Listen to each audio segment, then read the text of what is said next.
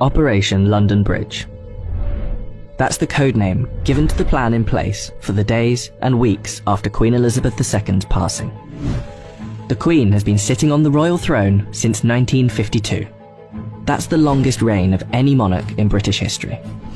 And during that time, she's seen over a dozen UK Prime Ministers, nearly 20 Summer Olympics, and over half a dozen popes.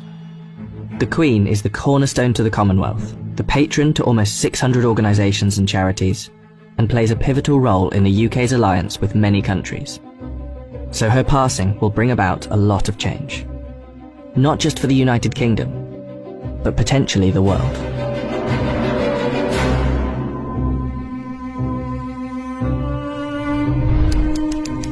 Her private secretary, the Right Honourable Edward Young, will immediately pass a message on to the acting Prime Minister at the time. That message will likely read, "London Bridge is down." The Prime Minister will then set Operation London Bridge into action. Within minutes, the 15 governments outside of the UK where the Queen is head of state will be informed over a secure line. And that will be followed by the other 36 Commonwealth nations and leaders around the world. The gates of Buckingham Palace will then dawn a black-edge notice of the news. At the same time, a newsflash will alert media around the world. Every media outlet is prepared for the news. Every radio station has a network of lights that will flash to indicate a national catastrophe such as this. All BBC shows will stop and proceed to run a feed dedicated to the news. Newsreaders will change into the black suits and clothing that is on hand at all times in the news studio, and the traditional red BBC News branding will turn black. Newspapers, TV channels and radio stations have days of coverage ready to go. On the same day as her death, the Queen's eldest son, Charles, will immediately become king.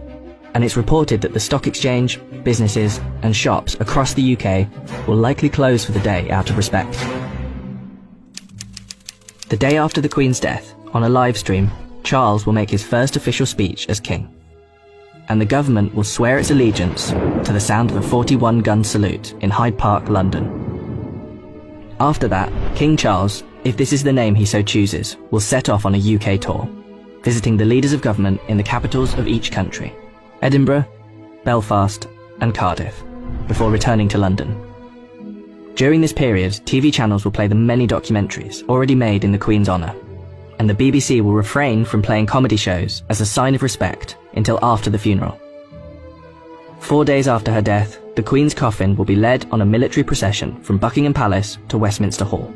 Here she will lie in state over the next 4 days, and after which King Charles, family and dignitaries will pay their respects. Then the doors will open to likely hundreds of thousands of people queued up outside.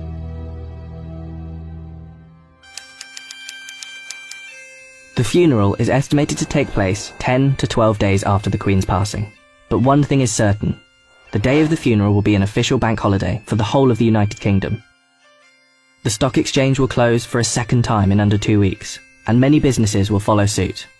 At 11 AM sharp, the bells of Big Ben will chime, the country will fall silent, and the coffin will be brought inside Westminster Abbey, where 2,000 specially invited guests will bow their heads in prayer. After the service, the coffin will be taken to Windsor Castle, and then finally to St George's Chapel, where Queen Elizabeth II will likely be laid to rest next to her father, King George VI. Likely, within a year after the funeral, an official coronation for King Charles will take place on yet another bank holiday. All in all, accounting for the multiple bank holidays, funeral expenses, and coronation celebrations, the Queen's passing is estimated to cost the UK economy billions of pounds. In addition, hundreds of changes will happen across the UK in the months to come.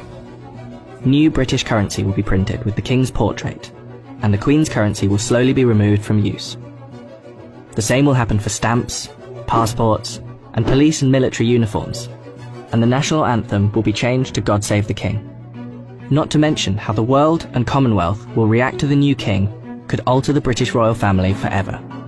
For example, there is growing support in Australia for the country to become a republic, and the Queen's death could heighten that support. This could lead other countries to follow suit, which would almost certainly weaken the British monarchy. This scenario will one day be upon us. Operation London Bridge will be triggered, and arguably the biggest funeral of our lifetime will be witnessed around the world. This will be the end of an era.